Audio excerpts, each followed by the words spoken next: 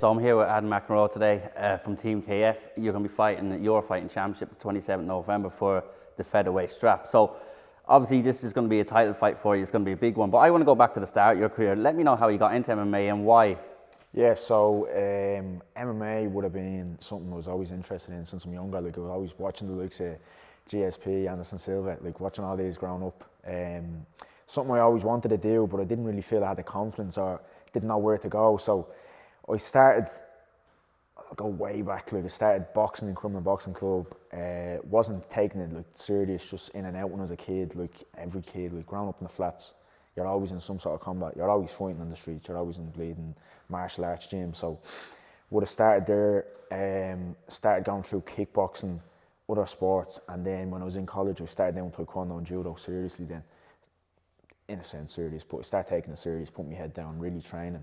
And then when I had the skills in that, I was like, right, let's try MMA. I want to see how my skills fared out in MMA, judo and taekwondo, mixing them up. So that's sort of where I got the idea. I was like, right, I want to see how it works out in MMA.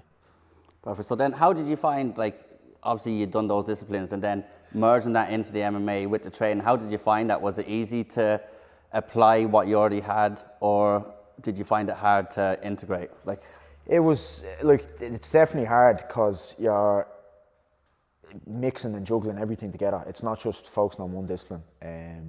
You're trying to get your jits in, your wrestling, your striking, your different styles of striking, all of these different combat things together.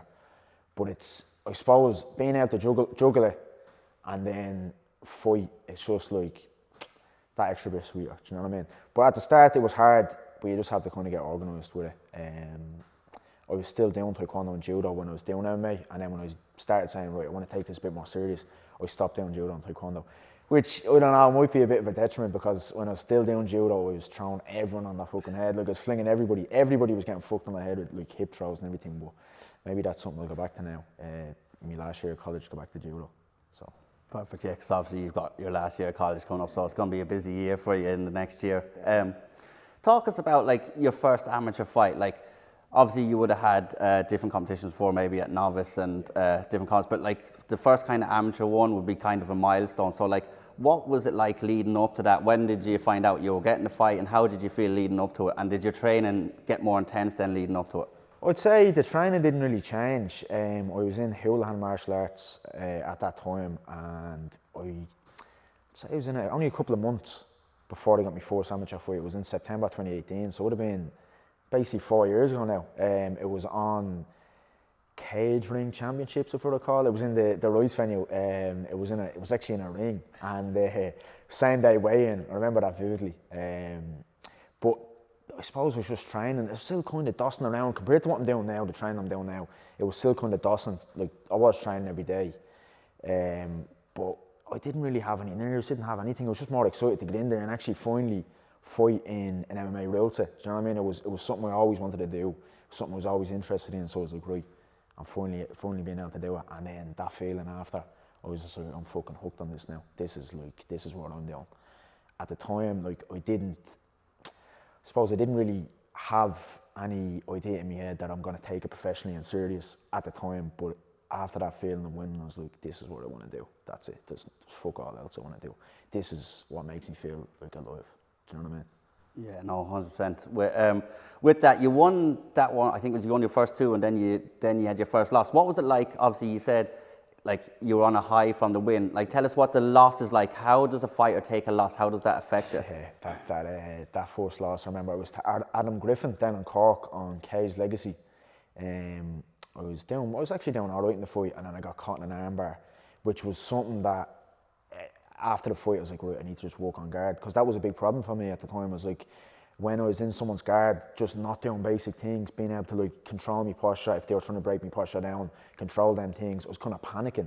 And that's when I was leaving myself in positions. I think we talked about this before on Instagram, like fighters being half in or half out of guard. That's the danger.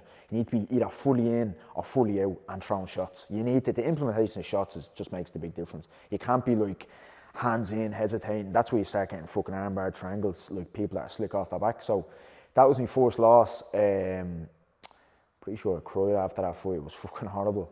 It was just a horrible feeling. and then I went back to training.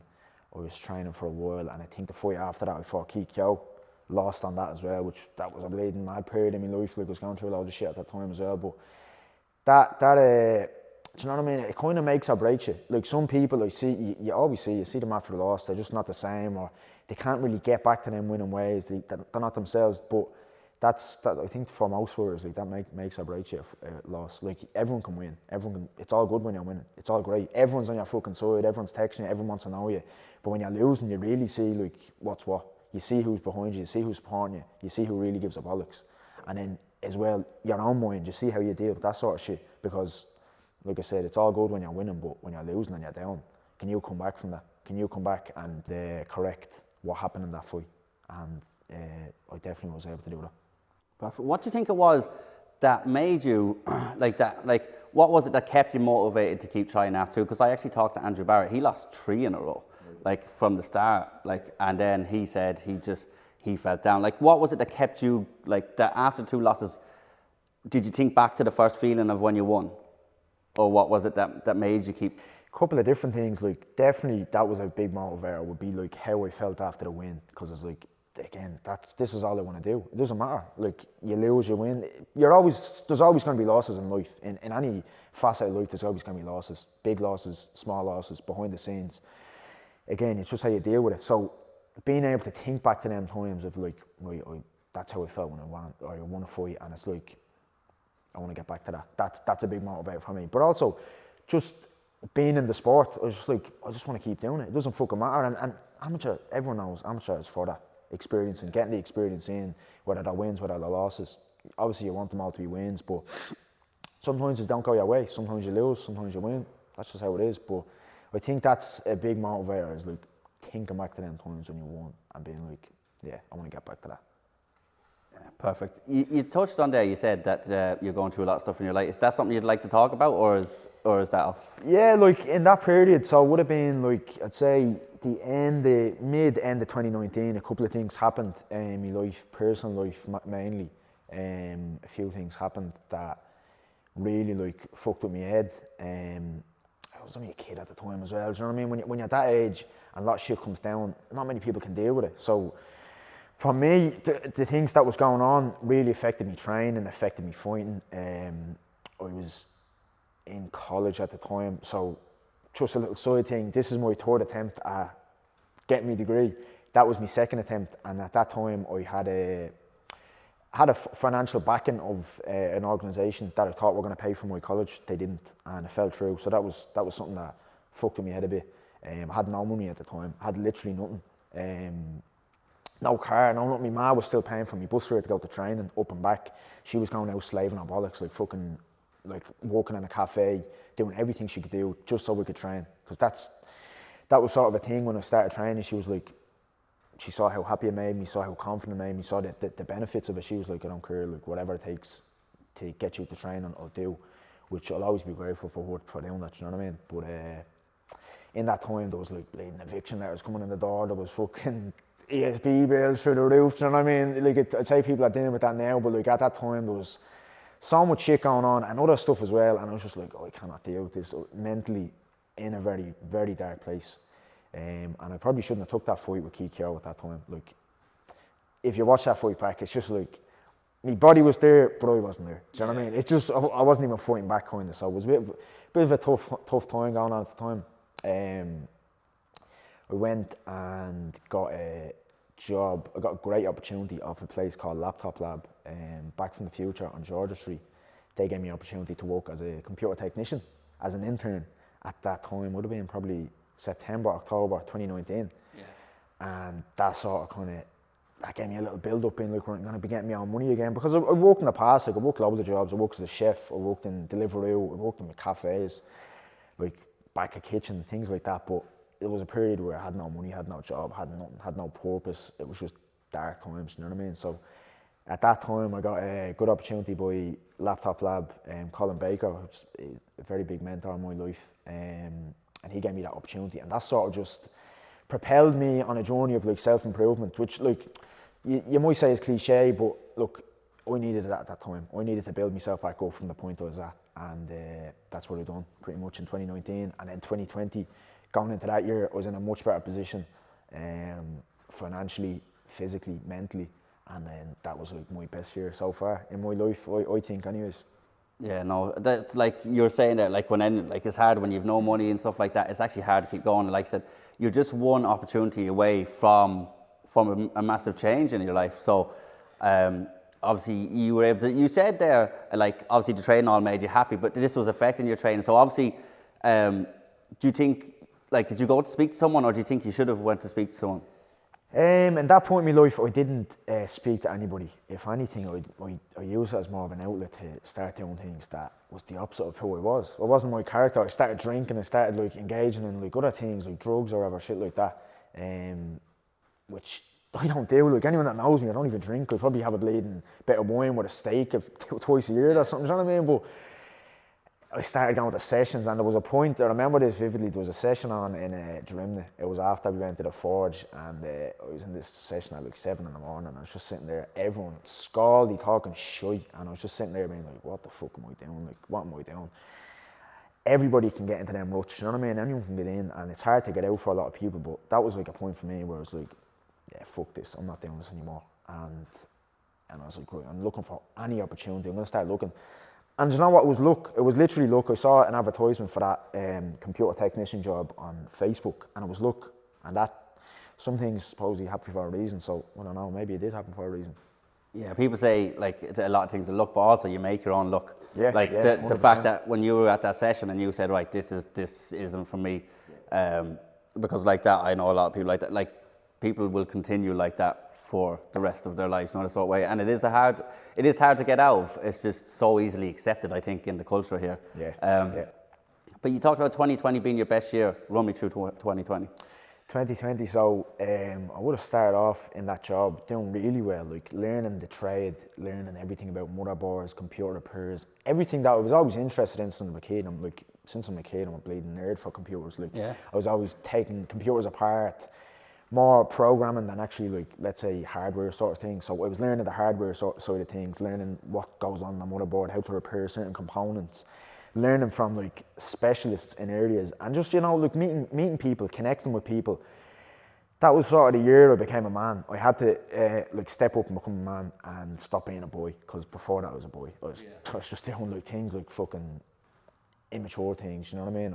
I wasn't a man. So March 2020, I was supposed to fight.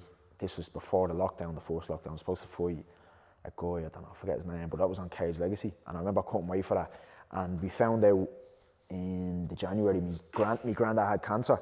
In the December, he had his 75th birthday, which I was in a position that I paid for things for that. Yeah. So that made me feel really happy, because for me, he was like my father figure growing up. Yeah. He gave me everything as a kid. Anything I wanted, he always helped me ma. Like, we didn't have a lot growing up. My ma done the best she could, but he always helped. He was always there. Anything we needed, he always gave help to. So it was like the first point in my life where I was able to kind of give back to him for his birthday, and we had a great time for his last birthday. And then we found out a couple of weeks later he had cancer, and then let's say, I don't know, within 6 to 8 weeks or something, maybe even less, he died. He was gone. So that was pretty hard for me. But again, I was like thinking back to 2019, all the shit I've already been through, and I was like, I'm not going back there. I'm propelling. I'm going up no matter what. And like, my ma, she's still grieving and still in bits and that, you know what I mean? She was very close to him, so I was like, I need to be there for her, I need to be strong for her, you know what I mean? So that made me, again, we're talking about some things can make or break you. That made me, I was like, right, I need to be stronger, I need to do better, I need to, you know what I mean, do him proud in a sense. And that made me like just work vigorously at everything in my life, fucking everything. I went like flat to the mat. I went from starting as an intern, basically knowing nothing in that shop, to running my own branch and like sales through the fucking roof, selling, like becoming the best salesperson in the place, getting everything I know about repairs. I started my own repair store up, started doing my own repairs for computers, for phones, got my driver's license, got my first car, bulked up. I used to be walking around at about 70 kilo, bulked up to like high 80 kilos, got big, got a bit of fat, started lifting weights properly.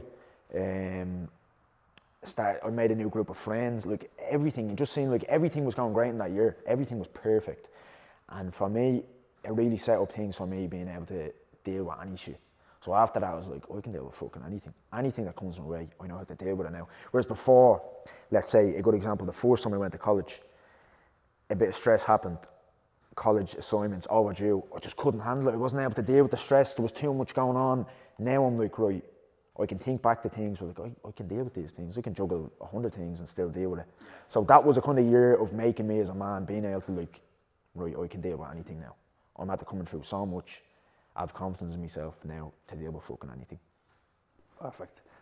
Fight-wise, and obviously, like I said, the lockdown happened. You've been to the IMAFs as well. Do you want to talk a little bit about your experience there and what you feel you gained or what you maybe might not have gained from it? Yeah, so the IMAFs was deadly. Like, went to the first IMAFs in Prague. Would have been the World Cups. I lost my first fight, split decision, to I think a guy from Norway. I think it was. It was a. Don't know what. I didn't really perform in it. It was still at that stage where I wasn't performing in my fights, and that's something we'll talk about in a bit. But that was a good experience for me, being able to go over there with the likes of other people on the Irish team, compete against people from other countries, because you don't really get that. You get to compete, I suppose, from people from Ireland. You get different styles over here. But then in the IMAFs, seeing people from, let's say, Dagestan, from fucking Norway, from all these countries, being able to feel what they're actually like, because we don't have that over here. We don't have that high-level wrestling. We have some Moldovans, and you can get some wrestling over here, but it's good to get that, I suppose, exposure to other cultures, other countries, all stuff like that. And also, do you know what I mean? Like, we were training with them. We got to know people, again, made more connections. It was good. The IMAFs in Abu Dhabi was much better now. I had a first fight, and that was a TKO in the second, I think. Got a TKO against a guy from Guyana. And then my second fight, I fought a former world champion, and I think he was the European champion as well. He's actually pro now. He's killing it in pro. He's from Dagestan, but he's fighting in that Bahrain, you know. Yeah. Not yourself at the jokes, but he was a very strong fighter. I lost submission, head and arm choke, but just the experience of the whole thing was just great. Like, I can see just different people that'll say different things. Like, it doesn't prepare you for pro because you have to weigh in the same day and you're wearing like a rash guard and things like that. I understand that perspective, and it makes sense, but at the same time, I think the main benefit is being able to fight people from different countries and being able to fight day by day. Like, there's some people that could come home with 5 more fights than they had the previous week. Imagine that, like, you're going over to a competition and you're coming home with 5 more fights.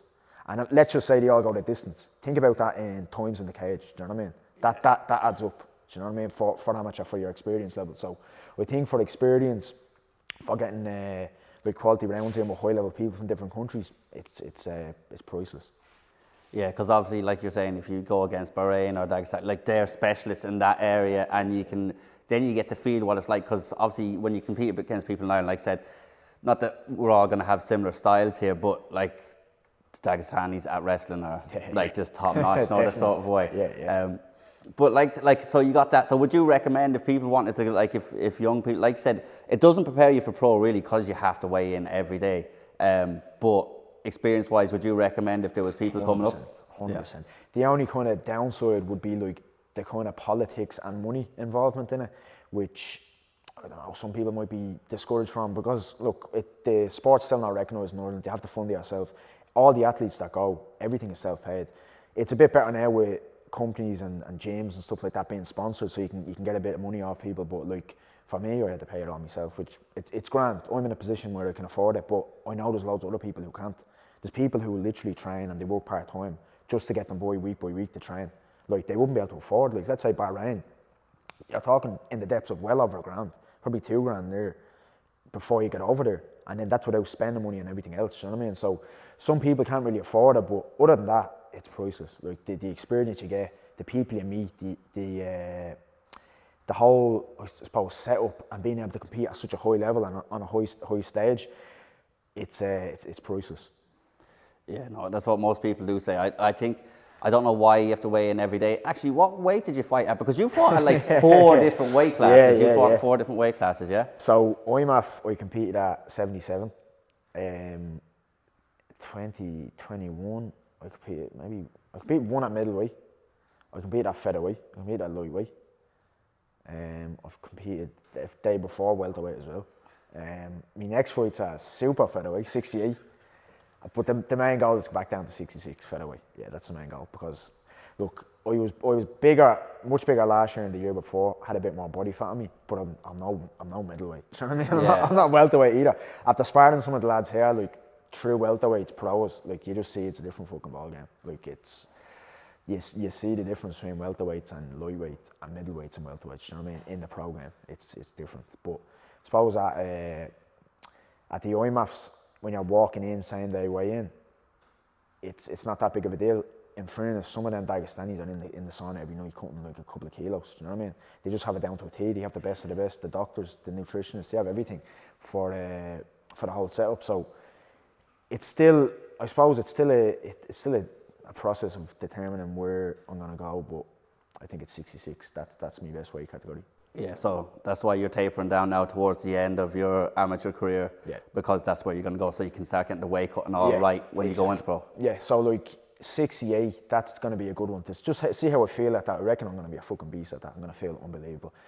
An extra 2 kilos from 70 is not much, but I just want to see how I feel and then maybe have 1 or 2 at amateur at 66. See how it goes, but the aim is 66 at pro, yeah.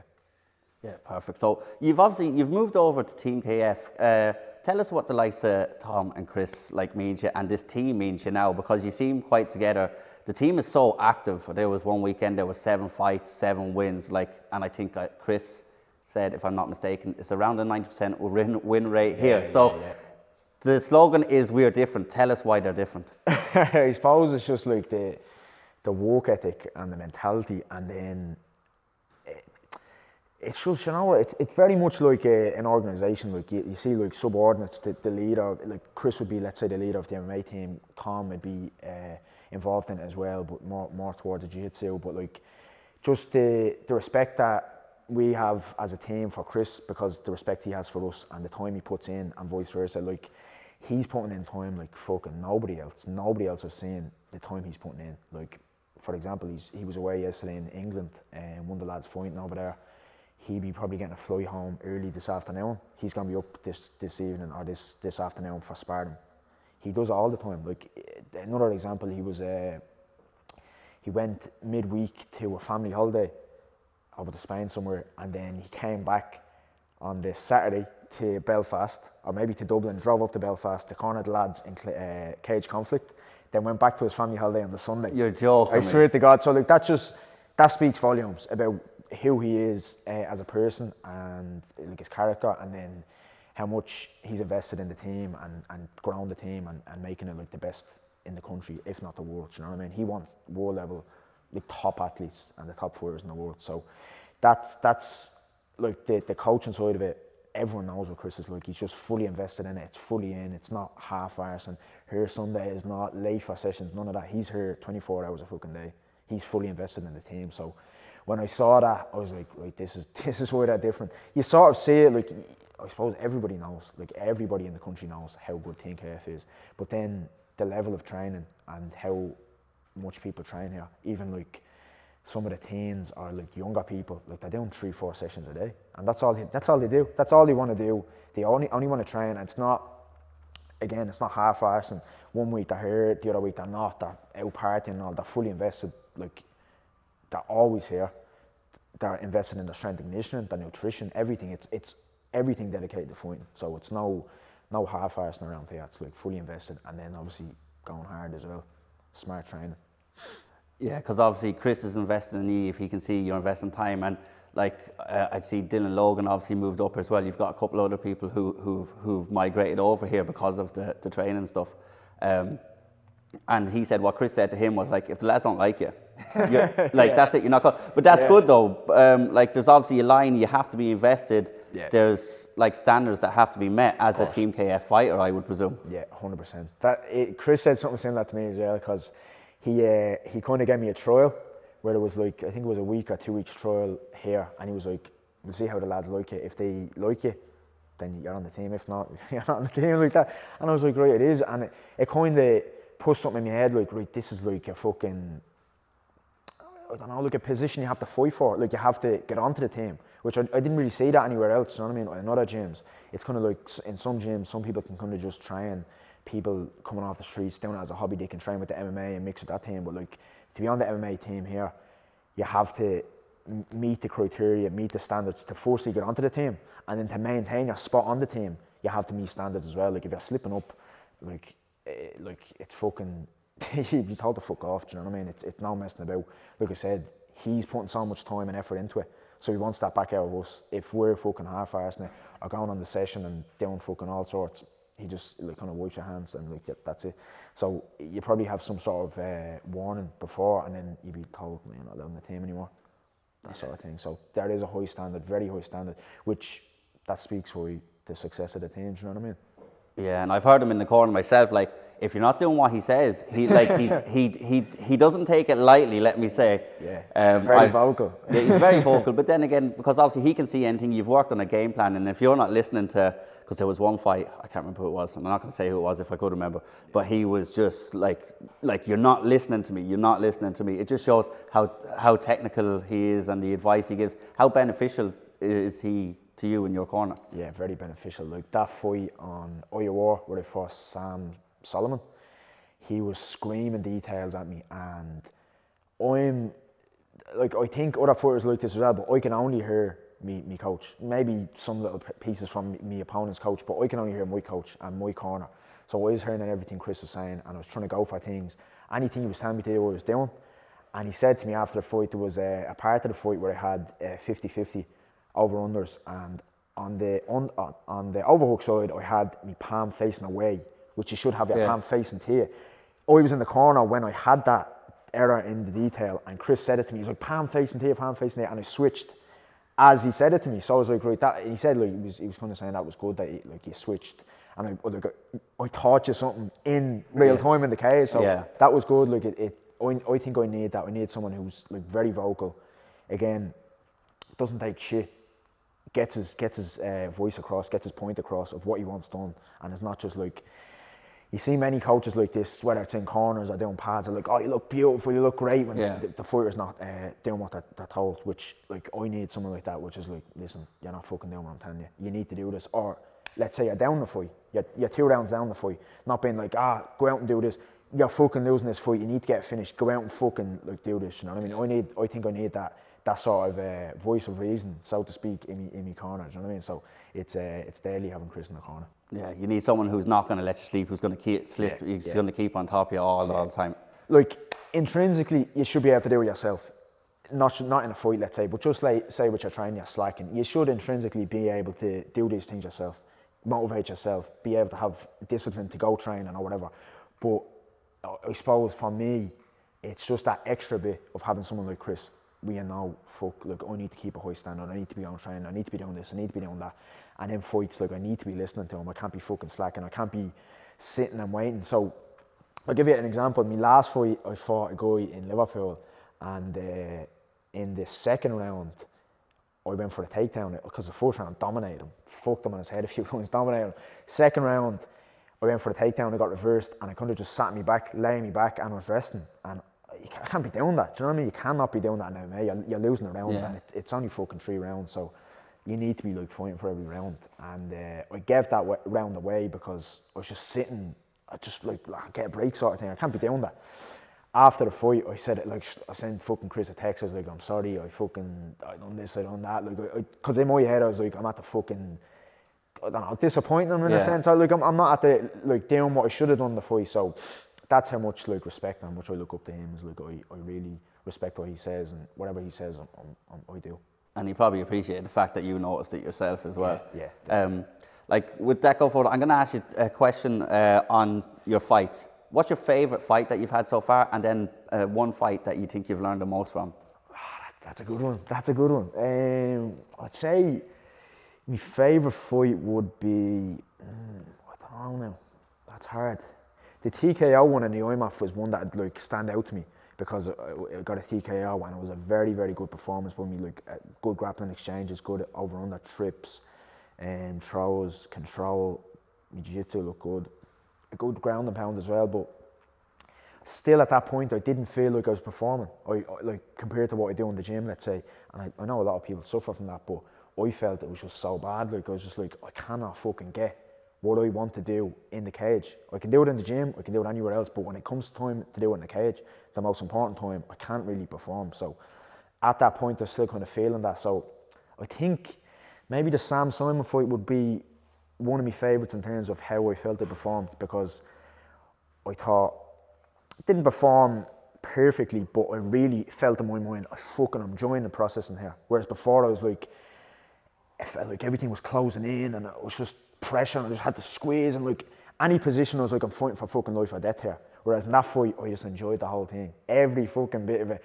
Points where he was getting the better than me and points where I was getting the better than him. I just enjoyed the whole thing. And then after that, the fight in Liverpool, then again, performance felt like I got better, felt more comfortable, more calm, didn't feel really nerves, anything. So I suppose that was like a breakout for me personally in my head, where I was like, right, I'm able to perform now, I'm able to really kind of start showing my skill set. So that the more I'm going on, the more I'm going to be able to do that. The most I learned from, I'd say, is maybe the Dewey Harrison fight. That one in Iowa, that one I got dropped with I got dropped with right hand. I think I took that fight.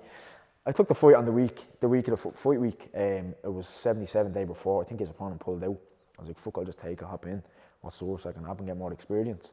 And then the first round, I threw a sloppy inside low kick. I got dropped with a right hand. He cracked me, cracker of a shot. And that was the first time I've ever been like rocked, concussed, anything like that. Fell on me back. It went black for a bit, and then I was back up, and he was like landing heavy shots, and I was like, fucking hell. After that, I was holding him. The bell went for the end of the first round, and I was like, right, I need to dig deep here, because there was points on the ground where I was like, he was throwing shots, and he could have finished it. He probably could have finished it if he really fucking tried to roll me over, like. But in my mind, I was having that battle, which I always fucking had, was like in my head being like, I'm gonna let him finish out. People, like, you know, people won't know. People, like, it looked like he finished it, but from the shot, and it looked like he got finished. And then having them battles in the cage, that's what I love as well in the cage. Is like being able to battle myself mentally.